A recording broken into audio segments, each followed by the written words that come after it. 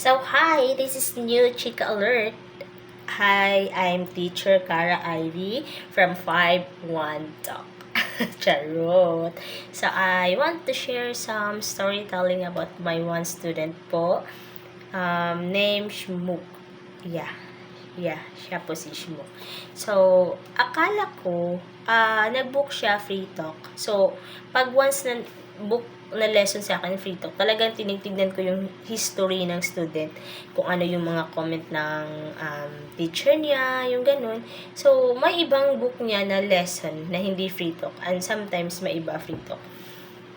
So, nung nag-conduct na ako ng classes kay Shmook, sinabi ko, oh, you book a free talk.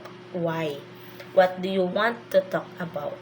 So, she just simply answered me, I just want to talk about my day. Why? I'm feeling sad. I'm feeling nervous. And hindi daw niya alam. Fluent na siya. Fluent as in, di ko maalala kung anong level siya.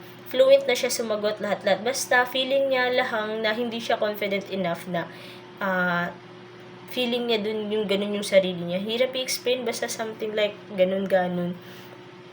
So, yun po. Yun yung sinasabi ko sa kanya na, nung una, sabi ko, oh, let's talk about your day. So, what happened to your day? What you do in the morning? Sabi niya, ganito, ganyan. Nag-prepare siya for school, at pumunta siya sa school, din nag-roleplay siya, nag-participate siya sa mga ganun. Pero feeling din pa din daw niya na sad. So, ang ginawa ko, I thought na, ay, siguro wala tong mapag-sharean sa nangyari sa buong araw niya, and then maybe wala to siyang mapagsabihan kung gaano kabad yung day niya. So, sabi ko, how was your day? Is it bad or good? Sabi niya, it's good, but sometimes nararamdaman niya daw talaga na hindi siya confident enough. Parang feel niya na lahat ng tao sa paligid niya, iniisip niya ba, yung parang may ganyang klaseng tao, di ba, na tulad sa atin mga Pinoy na mas uunahin pa natin isipin kung ano ang iniisip ng ibang tao kaysa sa sarili natin. So, ganun yung pakiramdam niya. Sabi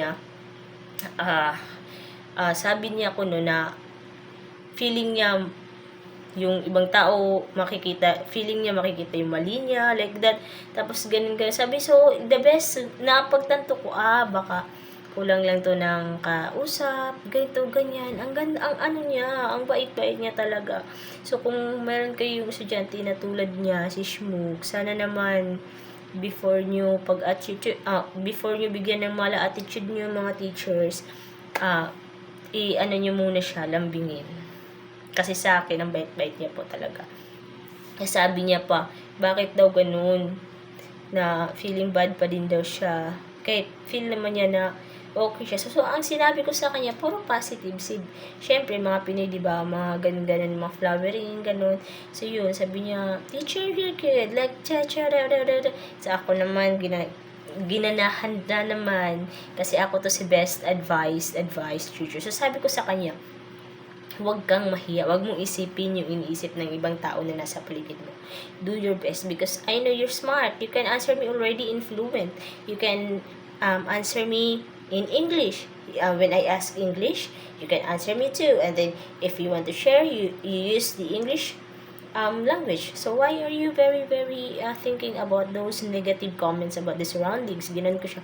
So, ganun lang daw talaga siya. So, yun naman po. Gusto ko lang i-share. I feel bad also for her kasi I feel hurt talaga. Ganyan din ako minsan bago ako mag-show. Talagang iniisip ko talaga kung anong sasabihin ng ibang tao. And dumating tong partner ko, siya din nagpakita sa akin na huwag mong isipin yung mga nasa paligid mo. Isipin mong ikaw, tama ka, ganito, ganyan. So, yun.